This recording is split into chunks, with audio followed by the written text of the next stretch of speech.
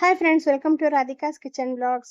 Friends, ಇವತ್ತಿನ ದಿವಸ button ಮಶ್ರೂಮನ್ನು ಬಳಸಿ ಮಶ್ರೂಮ್ ಬಿರಿಯಾನಿ ಅಥವಾ ಅಣಬೆ ಬಿರಿಯಾನಿ ಯಾವ ರೀತಿಯಾಗಿ ಮಾಡೋದು ಅಂತ ನೋಡೋಣ. ತುಂಬಾ ಸ್ಪೈಸಿಯಾಗಿ ಟೇಸ್ಟಿಯಾಗಿರುತ್ತೆ. ನೀವು ಕೂಡ ಒಂದ್ಸರಿ ಟ್ರೈ ಮಾಡಿ ನೋಡಿ, ನಿಮಗೂ ಕೂಡ ಇಷ್ಟ ಆಗುತ್ತೆ.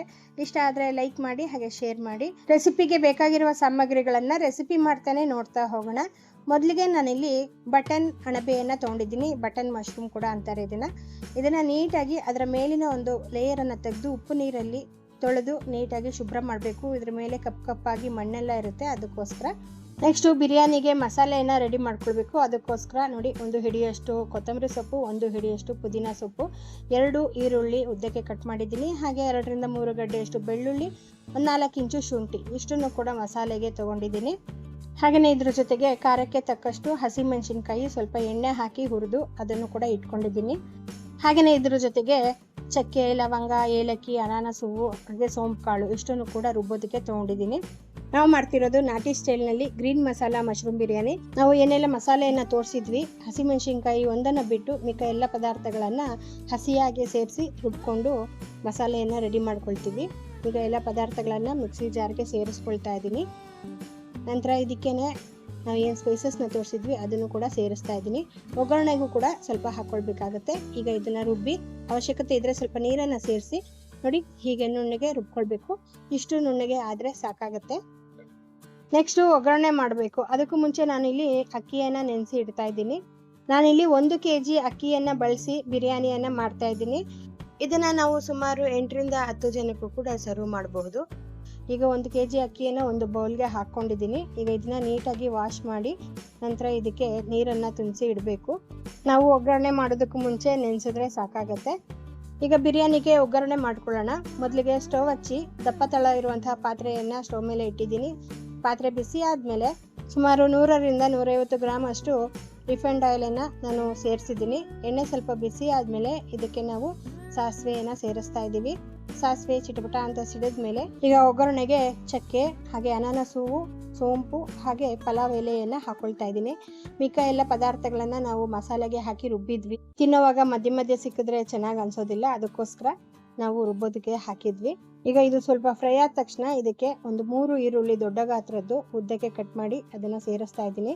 ಈಗ ಇದನ್ನು ಕೂಡ ಸ್ವಲ್ಪ ಕೆಂಪಗಾಗೋವರೆಗೂ ಫ್ರೈ ಮಾಡ್ಕೊಳ್ಬೇಕು. ಹಾಗೆಯೇ ಇದಕ್ಕೆ 1 ಹಿಡಿಯಷ್ಟು ಪುದೀನ ಸೊಪ್ಪನ್ನು ಸೇರಿಸ್ತಾ ಇದ್ದೀನಿ. ಮಸಾಲೆಗೂ ಕೂಡ ನಾವು ಪುದೀನವನ್ನು ಹಾಕಿದ್ವಿ, ಅದಕ್ಕೆ ಸ್ವಲ್ಪ ಭಾಗದಷ್ಟು ಇಲ್ಲಿ ಹಾಕ್ತಾ ಇದ್ದೀನಿ. ಹಾಗೆಯೇ 1-2 ಕಡ್ಡಿಯಷ್ಟು ಕರಿಬೇವಿನ ಸೊಪ್ಪು ಇಷ್ಟನ್ನು ಹಾಕಿ ಇದನ್ನು ಕೂಡ ಫ್ರೈ ಮಾಡ್ಕೊಳ್ಬೇಕು. ಈಗ ಈರುಳ್ಳಿ ಚೆನ್ನಾಗಿ ಫ್ರೈ ಆಗಿದೆ. ಈಗ ಇದಕ್ಕೆ ನಾವು ರುಬ್ಬಿದಂತಹ ಮಸಾಲೆಯನ್ನು ಸೇರಿಸ್ಕೊಳ್ಬೇಕು. ನಾವೆಲ್ಲ ಹಸಿಯಾಗಿ ಹಾಕಿರೋದ್ರಿಂದ ಇದನ್ನು ಎಣ್ಣೆಯಲ್ಲೇ ಚೆನ್ನಾಗಿ ಹಸಿ ವಾಸನೆ ಹೋಗೋವರೆಗೂ ಫ್ರೈ ಮಾಡ್ಕೊಳ್ಬೇಕಾಗತ್ತೆ. ಈಗ ಇದು ಫ್ರೈ ಆಗಿದೆ. ಈಗ ಇದಕ್ಕೆ ಸ್ವಲ್ಪ ಅರಿಶಿಣದ ಪುಡಿ, ಹಾಗೆಯೇ 1.5 ಟೀ ಸ್ಪೂನ್ ಅಷ್ಟು ಧನಿಯಾ ಪುಡಿಯನ್ನು ಸೇರಿಸಿ ಅದನ್ನು ಕೂಡ ಫ್ರೈ ಮಾಡ್ಕೊಳ್ತಾ ಇದ್ದೀನಿ. ಎಣ್ಣೆ ಬಿಡುವವರೆಗೂ ಫ್ರೈ ಆದಮೇಲೆ ಈಗ ಇದಕ್ಕೆ ಟೊಮೆಟೊ ಹಣ್ಣನ್ನು ಸೇರಿಸ್ಕೊಳ್ತಾ ಇದ್ದೀನಿ.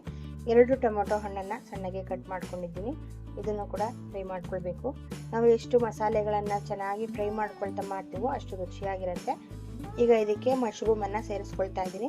ಇದನ್ನು ಕೂಡ ಚೆನ್ನಾಗಿ ಫ್ರೈ ಮಾಡ್ಕೊಳ್ಬೇಕು.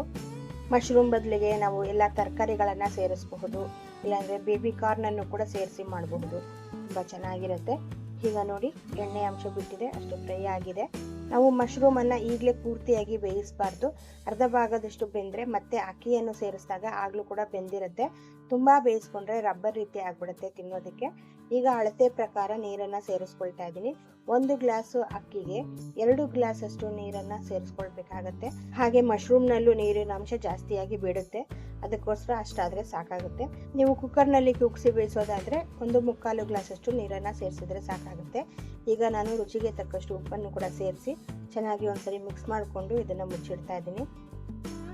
ಈಗ ಚೆನ್ನಾಗಿ ಇದು ಕುದಿ ಬಂದಿದೆ. ಈಗ ಇದಕ್ಕೆ ನಾವು ತೊಳೆದು ನೆನೆಸಿಟ್ಟಂತಹ ಅಕ್ಕಿಯನ್ನು ಸೇರಿಸ್ಕೊಳ್ಬೇಕು.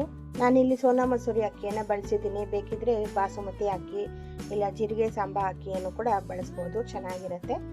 ಈಗ ಇದನ್ನು ಒಂದ್ಸರಿ ಎಲ್ಲ ಹೊಂದ್ಕೊಳ್ಳೋ ಹಾಗೆ ಮಿಕ್ಸ್ ಮಾಡ್ಕೊಳ್ಬೇಕು. ಈಗ ಚೆನ್ನಾಗಿ ಕುದಿ ಬಂದಿದೆ. ಈ ಹಂತದಲ್ಲಿ ನಾವು ಉಪ್ಪು ಖಾರ ನೋಡಿಕೊಂಡು ಬೇಕಿದ್ರೆ ಸೇರಿಸ್ಕೊಳ್ಬಹುದು. ನನಗೆ ಸ್ವಲ್ಪ ಖಾರ ಕಡಿಮೆ ಅನ್ನಿಸ್ತು, ಅದಕ್ಕೋಸ್ಕರ ಹಸಿಮೆಣಸಿನ್ಕಾಯಿನ ಹಿಡಿಯಾಗಿ ಹಾಗೆ ಸೇರಿಸ್ಕೊಳ್ತಾ ಇದ್ದೀನಿ. ನಂತರ ಇದಕ್ಕೆ ಅರ್ಧ ಟೀ ಸ್ಪೂನ್ ಅಷ್ಟು ಗರಂ ಮಸಾಲ ಪುಡಿ, ಹಾಗೆ ಸ್ವಲ್ಪ ತುಪ್ಪವನ್ನು ಕೂಡ ಸೇರಿಸ್ಕೊಳ್ತಾ ಇದ್ದೀನಿ. ಈಗ ಇದನ್ನ ಮಿಕ್ಸ್ ಮಾಡಿಕೊಂಡು ಮೀಡಿಯಂ ಫ್ಲೇಮ್ ನಲ್ಲಿ ಒಂದು 10 ನಿಮಿಷಗಳ ಕಾಲ ಇದನ್ನ ಹಾಗೆ ಬೇಯಿಸ್ಕೊಳ್ಬೇಕು. ಮಧ್ಯೆ ಮಧ್ಯೆ ಹೀಗೆ ಮಿಕ್ಸ್ ಮಾಡ್ಕೊಳ್ತಾ ನಂತರ ಸಣ್ಣ ಉರಿಯಲ್ಲಿ 10 ನಿಮಿಷಗಳ ಕಾಲ ಮುಚ್ಚಿಟ್ಟು ಬೇಯಿಸ್ಕೊಂಡ್ರೆ ಮಶ್ರೂಮ್ ಬಿರಿಯಾನಿ ರೆಡಿ ಆಗಿರುತ್ತೆ. ನೋಡ್ತಾ ಇರ್ಬೋದು ನೀವು ಎಷ್ಟು ಉದ್ರುದ್ರಾಗಿ ಚೆನ್ನಾಗಾಗಿದೆ ಅಂತ. ಈಗ ಇದನ್ನ ಬಿಸಿ ಬಿಸಿಯಾಗಿ ಸರ್ವಿಂಗ್ ಪ್ಲೇಟ್ಗೆ ಸರ್ವ್ ಮಾಡೋಣ. ಫ್ರೆಂಡ್ಸ್, ನೋಡಿದ್ರಲ್ಲ ಎಷ್ಟು ಸಿಂಪಲ್ ಆಗಿ ಬೇಗನೆ ನಾಟಿ ಸ್ಟೈಲ್ನಲ್ಲಿ ಮಶ್ರೂಮ್ ಬಿರಿಯಾನಿ ಮಾಡಿದ್ವಿ ಅನ್ನೋದನ್ನ.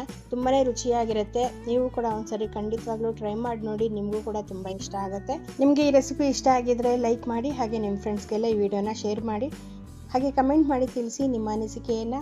ಮತ್ತೆ ಇನ್ನೊಂದು ರೆಸಿಪಿಯೊಂದಿಗೆ ಮತ್ತೆ ಭೇಟಿ ಮಾಡೋಣ. ಅಲ್ಲಿವರೆಗೂ ಬಾಯ್ ಫ್ರೆಂಡ್ಸ್.